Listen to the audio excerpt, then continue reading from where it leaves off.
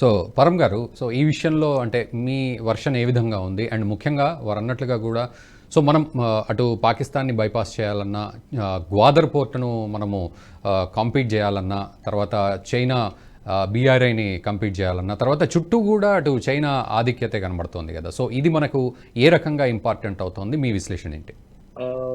Mostly Giridhar గారు చెప్పింది అన్ని very valid points and very correct points. ఆ స్ట్రింగ్ ఆఫ్ పర్ల్స్ బీట్ చేయడానికి మనం ఎప్పుడు 2003 జనవరి నుంచి మనము ఈ చబహార్ పోర్ట్, రెండు పోర్ట్స్ ఉన్నాయండి అక్కడ. 1200 ఎకరాల ల్యాండ్ లో ఉన్న పోర్ట్స్ ఈ రెండు, కలంతరి ఒకటి అండ్ ఇది ఒకటి, రెండు పోర్ట్స్ ఉన్నాయి ఇక్కడ బేసికలీ. సో ఈ రెండు పోర్ట్స్ లో ఏంటంటే మనము ఒక పోర్ట్ ముందర నుంచి మనం టెంపరీ అరేంజ్మెంట్ చేస్తున్నాం. కానీ టెంపరీ అరేంజ్మెంట్ లో ఏమవుతుందంటే లాంగ్ టర్మ్ ఇన్వెస్ట్మెంట్స్ చేయలేము, స్ట్రాటజిక్ ఇన్వెస్ట్మెంట్స్ చేయలేము, ప్రాక్టికల్ ఇన్వెస్ట్మెంట్స్ చేసుకుంటూ పోతాం. సో దాంతో ఏమవుతుందంటే మీకు ఆ అడ్వాంటేజ్ రాదు మీకు. సో ఈ 10 year అనేది 10 year ఏదైతే డీల్ చేసామో దీంతో మనకి ఏమవుతుందంటే ఒక చాలా కీలకమైన పాయింట్ టచ్ చేశారు గిరిధర్ గారు, నార్త్ సౌత్ ట్రాన్స్పోర్ట్ కారిడార్. ఈ నార్త్ సౌత్ ట్రాన్స్పోర్ట్ కారిడార్ మీరు చూసారంటే అది ఇండియా నుంచి రష్యా దాకా ఎక్స్టెండ్ అవుతుంది. సో ఇది మొదటి నుంచి ఎగ్జిస్ట్ అవుతుంది, ఇప్పుడు లేదని కాదు.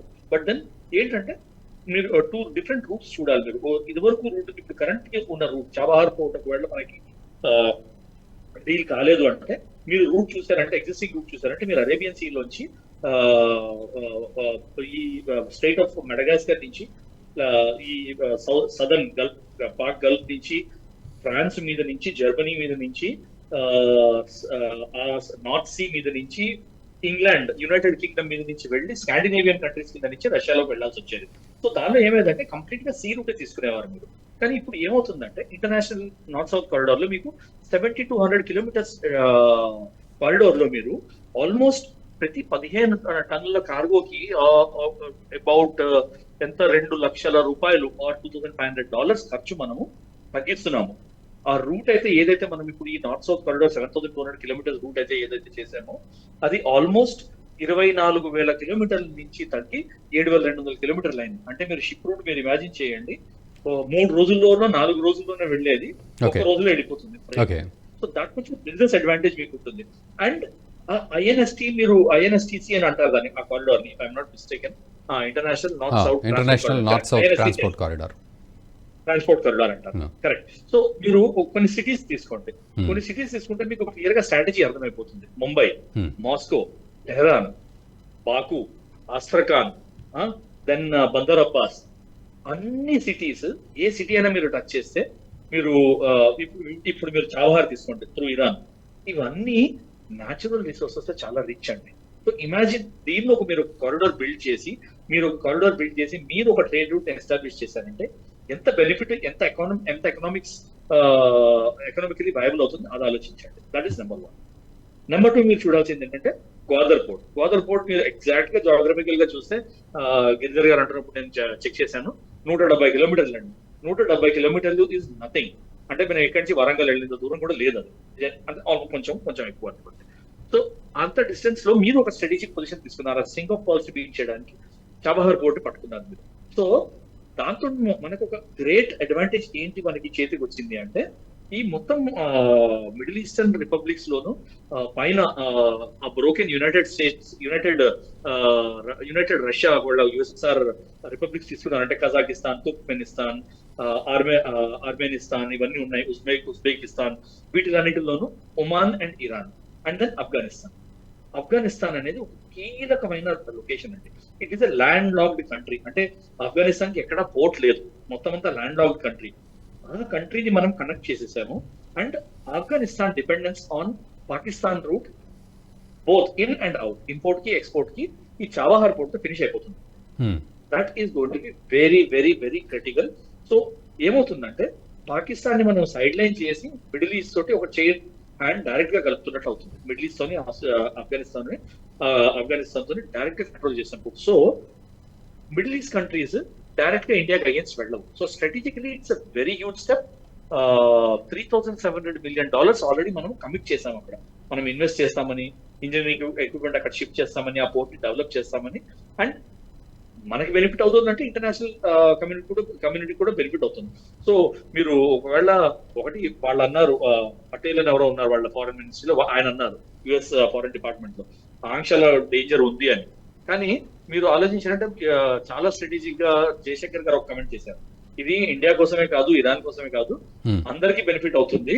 అంటే ఇండైరెక్ట్ గా హింట్ ఇచ్చారు, మీరు మా మీద ఆంక్షలు వేశారంటే ఎన్ని దేశాల మీద ఆంక్షలు వేస్తారో ఆలోచించుకోండి, దానిలో నష్టం ఎవరికి ఎక్కువ ఉంది, ఎవరు ఎక్కువ నష్టపోతారా అనేది ఆలోచించుకుని మీరు ఆంక్షలు వేయడానికి ట్రై చేయండి. సో మీరు వేసినా మాకు పెద్ద నష్టం ఏమీ లేదు అన్నట్టు ఇండైరెక్ట్ గా ఆయన చెప్పారు సాఫ్ట్ గా. సో ఆల్రెడీ బ్యాక్గ్రౌండ్ ఛానల్స్ నడుస్తూనే ఉంటాయి. And I'm very sure Giridhar గారు అన్నట్టు I'm complete agreement with him. US direct గా అయితే ఆంక్షలు వేయదండి. ఎందుకు వేయదు అంటే ఈ ఐఎన్ఎస్టిసి కారిడార్ తోటి యుఎస్ ట్రేడ్ కూడా, US imports and US exports కూడా లింక్ అవుతాయి. ఓకే, బికాస్ డైరెక్ట్ గా పసిఫిక్ ఓషన్ కి, డైరెక్ట్ గా ఆర్టిక్ ఓషన్ కి కనెక్టివిటీ ఇస్తుంది ఈ INSTC corridor. And Pacific ocean and Arctic ocean కున్న కనెక్టివిటీ లేదంటే యుఎస్ కే మేజర్ లాసెస్ అండి. మనకి లాసెస్ అవుతాయి, వేరే కంట్రీస్ లాసెస్ అవుతాయి, అది వేరే విషయం. కానీ యుఎస్ కూడా మేజర్ ట్రేడ్ లాసెస్ అవుతాయి. అది US will not act in contravention to their financial thing. So if you ask me, even 5% chance కూడా లేదు. And that too specially in era where India US relations are very very strong. Indian మనము strategically ఒక cold war time నుంచి మనం strategical ఒక movement చేసామండి. Cold war లో మనం align with the communist side of the cold war, అంటే iron curtain కి ఇట్ సైడ్ ఉండేవాళ్ళం. ఇప్పుడు మనం ఇంటర్నేషనల్ రిలేషన్స్ ఎట్లా తయారయ్యాయంటే, చైనాని పాకిస్తాన్ ని పక్కన పెడితే మిగతా దేశాల్లో అన్నింటితోనూ మనం బ్యాలెన్స్డ్ గా, even in the peak of Uzbekistan and Russia war, మనం ఇద్దరితోనూ మాట్లాడము, ఏ కంట్రీ మన మీద కన్యాలు చేయలేము. Similarly Israel Hamas, Israel Palestine conflict లో ఇజ్రాయెల్ పాలిస్తాన్ ఇద్దరు ఇండియాతో పార్ట్నర్షిప్ మాకు చాలా వాల్యుబుల్ అన్నారు. So we are maintaining a very balanced international relationship అంటే. ఇలాంటి తరుణంలోనూ మన ఇంటర్నేషనల్ లీడర్షిప్, మన పొలిటికల్ లీడర్షిప్, మన ఎక్స్టర్నల్ అఫైర్స్ ఇంత స్ట్రాంగ్ ఉన్నప్పుడు no country will take a chance of imposing sanctions on India అంటే. అది యుఎస్ఏ చేసిందంటే యుఎస్ఏ పిస్తానే, అది చేస్తే చేయొచ్చు, loss is to both sides. But I don't think it lack. Mamidi Giridhar గారు, అంటే నిజంగా అంటే external affairs minister S Jaishankar గారు చెప్పడం అంటే మేము అది కంటిన్యూ చేస్తామన్నట్టుగా మాట్లాడారు. సో అర్థం చేసుకోవాలన్నట్టుగా చెప్పారు. సో మీడియా ముందైతే ఇది వస్తుంది. బట్ ఇంటర్నల్గా దానికి సంబంధించి సంప్రదింపులు ఉంటాయా? ఒకవేళ ఆంక్షలు విధించే పరిస్థితే ఉంటే ఏమంటుంది అమెరికా? భారత్ని ఏ విధంగా ఆంక్షలు విధించే ప్రయత్నం చేస్తుంది? ఎలా ఉండబోతోంది ఈ సినేరియో? అంటే అమెరికన్ స్పోక్స్ పర్సన్ కూడా మేము ఆంక్షలు విధిస్తాము అని కరాఖండిగా చెప్పలేదు. అవును, ఆంక్షలు విధించే ప్రమాదం ఉంది అని చెప్పాడు ఆయన. అవును. సో కాబట్టి ఇది సబ్జెక్ట్ డిప్లొమసీ అని మనకు అర్థమైపోయింది. ఓకే, స్పీకర్ గారు కూడా మీరు ఏం పిక్తారో పీక్కోపోండి, మేము చేస్తామని ఆయన ఏం చెప్పాలా. ఆయన చాలా సింపుల్ గా ఇది అందరికీ లాభసాటిది, మీరు కూడా అర్థం చేసుకోవాలి అన్నట్టు చాలా సున్నితంగా చెప్పారు ఆయన. అంటే దీని రకాల డిప్లొమసీ చాలా జరుగుతుంది. సో ఈ పరిస్థితులలో మరి భారతదేశాన్ని దూరం చేసుకునే పరిస్థితి వాళ్ళకు ఉన్నదా? లేటెస్ట్ మనకు వచ్చిన ఇన్ఫర్మేషన్ ఏంటంటే, 2 రోజుల క్రితం వచ్చిన న్యూస్ ఏంటి, అమెరికా 2వ స్థానానికి వెళ్ళిపోయింది, చైనా మొదటి స్థానంలో ఉన్నది మన ట్రేడింగ్ పార్ట్నర్షిప్ లో, ఓవర్టేక్ చేసింది మనం. సో రేపటి రోజు మనకు చైనాకు ఉన్న వివాదం ఏంటి? వాళ్ళు సరిహద్దుల్లో వాడు ఒక అడుగు వెనక్కి వెళ్ళారంటే వాడికి మనకేం వివాదం లేదు, అయిపోయింది, సమసిపోతుంది కదా. అది ఒక పని. షీ జిన్పింగ్ కనుక అమెరికాని భారతదేశాన్ని కలపకుండా ఆపాలి అనుకుంటే ఆయన సరిహద్దుల్ని శాంతియుతంగా ఉంచగలిగితే అయిపోయింది, మనం అమెరికా దగ్గర వెళ్ళాల్సిన అవసరమే లేదు మనకి. కాబట్టి అటువంటి పరిస్థితి వస్తే కనుక నష్టపోయేది అమెరికానే కదా. కాబట్టి భారతదేశం అమెరికాకి కావాలి, చాలా కీలకమైనది. భారతదేశము చైనా గొడవ పడుతూ ఉండడం అన్నది వాళ్ళకి చాలా కీలకము. ఇంత ట్రేడ్ వాళ్ళకి మనకు $118 బిలియన్ ట్రేడ్ చైనాతో ఉంది అంటే కనుక అది అమెరికా కూడా చాలా ఒక విధమైనటువంటి ప్రశ్న వాళ్ళకు కూడా. కాబట్టి వాళ్ళు భారతదేశాన్ని ఏలియనేట్ చేసుకొని దూరం పెట్టలేనటువంటి పరిస్థితి వాళ్ళది. ఒకవేళ భారతదేశాన్ని కనుక వాళ్ళు దూరం చేసుకున్నారంటే క్వాడ్లో దెబ్బతింటారు. తర్వాత యాక్చువల్ గా మనకు మోదీ గారు స్టేట్ విజిట్ లో అమెరికాకి వెళ్ళినప్పుడు, మనకు వైట్ హౌస్ కి వెళ్ళినప్పుడు, ఆయనకు బ్రహ్మరథం పట్టినప్పుడు జరిగినటువంటి, అంటే బయట జరిగినటువంటి ఒప్పందాలు వేరే, ఏదో G414 ఏదో మన జీఈది ఇంజన్ ఇచ్చారు మనకు తేజస్కి, AMCAకి, ఇటువంటి చర్చలు జరిగినాయి. మనకు ఏదో రీపర్ డ్రోన్స్ ఇచ్చారు, ఇవన్నీ బయట మాటలే. కానీ యాక్చువల్ గా జరిగింది ఏంటంటే ఇండియన్ ఓషన్ మొత్తాన్ని భారతదేశాన్ని చూసుకోమని ఇచ్చేశారు మనకు. అంటే అమెరికా శక్తి క్షీణిస్తున్నది, వాళ్ళు ఒకటేసారి 4-5 యుద్ధాలు వాళ్ళు హ్యాండిల్ చేయలేరు. కాబట్టి యుక్రెయిన్ రష్యాని హ్యాండిల్ చేస్తూ, ఇక్కడ హమాస్ ఇజ్రాయెల్ ని హ్యాండిల్ చేస్తూ, ఫిలిప్పైన్స్, తర్వాత టైవాన్, చైనాతోటి గొడవలు కొరియా, జపాన్ ఇవన్నీ హ్యాండిల్ చేయాలంటే కనుక వాళ్ళకు ఉన్నటువంటి అసెట్స్, వాళ్ళకున్న ఫోకస్ చాలా కష్టం అవుతుంది. కాబట్టి ఇండియన్ ఓషన్ ఠేకా మీరు తీసుకోండి అని మనకి ఇచ్చేసారు. అందుకే మనకు మోదీ గారు పప్పువా న్యూ గిని వెళ్ళడము, జయశంకర్ గారు మనకు టంజానియా లాంటి ప్రాంతాలకు వెళ్ళడము, గ్రీస్కి వెళ్ళడము, మనకు తర్వాత G20లో మనం ఈ కారిడోర్ పెట్టుకోవడము, India middle east Europe corridor పెట్టుకోవడము, ఇవన్నీ కూడా ఏంటంటే మనకు పెద్ద పీట వేయడం అనేది జరిగింది అది. కాబట్టి బ్యాక్ ఎండ్ లో భారతదేశానికి ఒక పెద్ద రోల్ ఇచ్చారు వాళ్ళు. అందుకని ఇప్పుడు రైట్ నౌ మన కొన్ని షిప్పులు సింగపూర్ లో ఉన్నాయి. సౌత్ చైనా సీలో మనం ఒక పవర్ డెమాన్స్ట్రేషన్ చేయడానికి వెళ్తున్నాం మనం అక్కడికి. గతంలో ఆసియాన్ దేశాలతోటి మనం నేవీ ఎక్సర్సైజ్ చేసాం. అప్పుడు చైనీస్ షిప్స్ మనల్ని ట్రైల్ చేశాయి. కాబట్టి మనం క్రమేపీ మన శక్తిని ఎక్స్పాండ్ చేస్తున్నాం. దానికి టాసిట్ అప్రూవల్ అమెరికా ఇచ్చింది. ఈ రోజు కనుక అమెరికా మనకు వ్యతిరేకంగా ఆంక్షలు విధిస్తే నష్టపోయేది వాళ్లే. ఎదుగుతున్న శక్తిని వాళ్ళ సైడ్ ఉంచుకోవాలి, కానీ వాళ్ళకి వ్యతిరేకంగా చేసుకుంటే నష్టపోయేది వాళ్లే.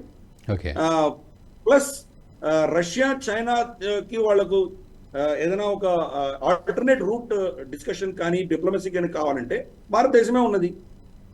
ఈ రోజు వ్లాడిమిర్ పుటిన్ తోటి, జో బైడెన్ తోటి సమానంగా మాట్లాడగలిగిన శక్తి భారతదేశమే. ఈరోజు మిల్లన్ అని చెప్పి ఒక ఎక్సర్సైజ్ జరుగుతున్నది, మన నేవల్ ఎక్సర్సైజ్ జరుగుతున్నది. దాంట్లో ఎంత వైవిధ్యమైన దేశాలు ఉన్నాయి. అక్కడ ఇరాన్ ఉన్నది మనకు, అలాగే మనకు రష్యా ఉన్నది, అమెరికా ఉన్నది. అంటే వీళ్ళిద్దరు పరస్పరం ఒకరినొకరిని చూసుకొని కూడా చూసుకోరు, మాట్లాడడానికి కూడా వాళ్ళు ఇష్టపడినటువంటి దేశాలు ఈ రోజు భారతదేశం పిలిచినటువంటి ఈ యుద్ధ విన్యాసంలో కలిసి యుద్ధం చేస్తున్నారు. వాళ్ళ షిప్పులు వచ్చే ఇక్కడికి. సో కాబట్టి ప్రపంచంలో ఒక విధమైనటువంటి బ్యాలెన్స్ తీసుకురాగలిగిన దేశం భారతదేశం. దీన్ని వాళ్ళు ఆంక్షల ద్వారా దూరం చేసుకుంటే నష్టపోయేది అమెరికాని. కాబట్టి అటువంటి పిచ్చి పనులు చేయరని నేను స్పష్టంగా భావిస్తున్నాను. ఏదో ఇటువంటి చేస్తారు కానీ అంతకుమించి ఏం చేయరు వాళ్ళు. చూద్దాం రాబోయే రోజుల్లో. మరి ఎస్పెషలీ డొనాల్డ్ ట్రంప్ వచ్చాక ఆయన ట్రాన్సాక్షనల్ మనిషి, ఆయన అలా బిహేవ్ చేస్తారు చెప్పలేము. చాలా అంటే ఇరాన్ మీద చాలా టఫ్ స్టాండ్ తీసుకున్నటువంటి వ్యక్తి ఆయన. ఒకవేళ ఆయన అంటూ వస్తే కనుక బహుశా ఆంక్షలు విధించేటువంటి ఛాన్సెస్ పెరుగుతాయి. జో బైడెన్ వాటి జరిగేటువంటి అవకాశాలు నాకైతే కనిపించట్లేదు. ఓకే పరం గారు, అంటే మీరు ఇందాక అన్నారు INSTC అంటే కారిడార్ ఒకటి ఏర్పాటు చేయడం. అయితే ఇక్కడ IPGL India ports global limited పేరు మీద సో ఈ స్ట్రక్చర్ని డెవలప్ చేయడం, ఇది సక్సెస్ అవుతే, ఈ ఆపరేషన్స్ కూడా సక్సెస్ అయినట్లయితే, సో భవిష్యత్తులో భారత్ ఎటువంటి అడుగులు వేస్తుందని మనం నమ్మొచ్చు భారత్ని? ఎందుకంటే ఇంకా ముందు ఇతర దేశాల్లో కూడా ఇలాంటి పోర్ట్స్ కానీ లేకపోతే ఇతర స్ట్రక్చర్స్ కానీ డెవలప్ చేయాలనే ఉద్దేశంతో భారత్ ఉన్నట్లుగా తెలుస్తోంది. ఇట్స్ కన్సిస్టెంట్ ఇంప్రూవ్మెంట్ ప్రాసెస్ అండి. అంటే స్ట్రాటజీ అనేది మూవ్ ఎత్తు పై ఎత్తు లాగా అనమాట, చెస్ గేమ్ లాగా అండి. ఇప్పుడు సింగపర్స్ అన్నారు గిరిధర్ గారు, అది ఎందుకు చైనా స్టార్ట్ చేసింది? ఎందుకంటే స్ట్రైట్ ఆఫ్ మలక్కా ఉంది. స్ట్రైట్ ఆఫ్ మలక్కా ఏదైతే ఉందో అది కంప్లీట్లీ డామినేటెడ్ బై ఇండియా. చైనాకు వెళ్లే ఓన్లీ సింగిల్ ట్రేడ్ రూట్ మీకు స్ట్రైట్ ఆఫ్ మలక్కా నుంచి వెళ్తుంది. సో అది ఇండియన్ ఓషన్ లో ఇండియా డామినేట్ చేస్తుంది. సో ఇండియా డామినెన్స్ న్యూట్రలైజ్ చేయడం కోసం వాళ్ళు సింగపూర్ అందుదామని ట్రై చేశారు. ఇప్పుడు చాబహార్ పోర్ట్ తీసుకోవడంతో ఏం చేశాము? సో వైట్ ఒక ఎత్తేస్తే బ్లాక్ ఒక ఎత్తేసి, so white is always aggressive, black is always defensive ఇచ్చేస్తాండి. అలాగే ఇప్పుడు మనకి ఆల్రెడీ యాజ్ వైట్ మనకి స్టేట్ ఆఫ్ మలక్కా మన చేతిలో ఉంది. సో వాళ్ళు సింగపూర్ ట్రై చేశారు. సో వైట్ తో మనతో చాబహార్ మనం పట్టుకున్నాం. సో ఈ ఎత్తు పై ఎత్తు అనేవి నడుస్తూనే ఉంటాయి. అండ్ ఎక్స్టెంట్ విల్ రీచ్ అండి. మనకి బిల్లింగ్ వెళ్ళామంటే చాబహార్ చాబహార్ నుంచి అటువైపు మనం ఇంకా ఒమాన్ వైపు లేకపోతే గల్ఫ్ వైపు వెళ్ళామంటే అక్కడ ఇంకా మీకు బేసికలీ మోస్ట్ ఇంపార్టెంట్ ఏంటంటే మిడిల్ ఈస్ట్ నుంచి కింద నుంచి ఆఫ్రికా నార్త్ నుంచి వెళ్ళేది బాబెల్ మందేబ్ స్ట్రైట్ ఒకటి ఉంది. ఆ స్ట్రైట్ లో కూడా మనకి మీకు డామినెన్స్ కావాలంటే అక్కడ కూడా వెళ్ళి మీరు ఈ టంజానియా అన్నారు, ఈ కంట్రీస్ ఇవన్నీ చాలా క్రిటికల్ అండి. మనకి ఆఫ్రికన్ కంట్రీస్ వీళ్ళు విలువ ఏంటి, పపువా న్యూ గినియా వీళ్ళు విలువ ఏంటి అని అనుకుంటారు. కానీ వాటి కీలకమైన ఇంపార్టెన్స్ ఏంటంటే వాటిది జాగ్రఫికల్ ప్రెసెన్స్ అండి. ఆ జాగ్రఫికల్ ప్రెసెన్స్ లో వెళ్ళి ఒక కాలు పెట్టేమో అంటే మనము స్ట్రాటజిక్ ఇంపార్టెన్స్ పెరిగిపోతుంది మనకి. సో ఇవన్నీ నడుస్తూనే ఉంటాయి. ఇవి it's part of the long term plan. మీరు ఇది చూసారంటే 2003 నుంచి నడుస్తూ ఇవాళ 10 ఏళ్ళ డీల్ ఎందుకు అయింది? ఒకటే ఒక పాయింట్, మేజర్ పాయింట్, చాలా చిన్న పాయింట్స్ ఉంటాయి డిప్లొమసీ నుంచి మనకి బయటికి రావు, కానీ వన్ మేజర్ పాయింట్ మీద ఇరుక్కున్నది. ఏంటా మేజర్ పాయింట్? మీకు మాకు ఇండియా ఏమంది, మీకు మాకు పరస్పర దీనిలో ఈ పోర్ట్ లో ఏమైనా వివాదాలు వస్తే బయలాటరల్ గా కాదు, ఇంటర్నేషనల్ ఆర్బిట్రేషన్ తో చేర్చుకుంటాము అని ఇండియా అంది. ఇంటర్నేషనల్ ఆర్బిట్రేషన్ ఎందుకంటే ఐఎన్ఎస్టీసీ లింక్ అయి ఉంటుంది, multiple countries trade will be link.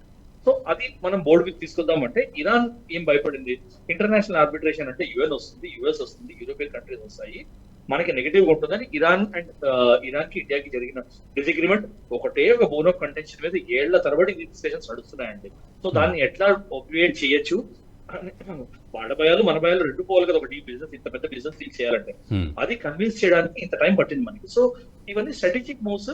ఇంకా మూవ్ అవుతామంటే ఇటు మూవ్ అవుతాం కీలకంగా చెప్పలేము. అది ఐ థింక్ డిప్లొమాటిక్ ఛానల్స్ లోను, స్ట్రాటజిక్ ఛానల్స్ లోను, సెక్యూరిటీ అడ్వైజర్ తోని ఇండియన్ నేషనల్ ఎక్స్టర్నల్ అఫైర్స్ మినిస్ట్రీలోను కూర్చొని మాట్లాడుకునే ఇవన్నీ మనకి విజిబిలిటీ ఉండవు. కానీ ఇట్ విల్ క్యారీ ఆన్ అండి, ఇది ఆగలేం మనం. ఓకే ఒక మంచి దేశం కదా అని మనం ఆగిపోయామంటే అది 2 ఎత్తులు వెనక్కి వెళ్ళిపోవడం అవుతుంది.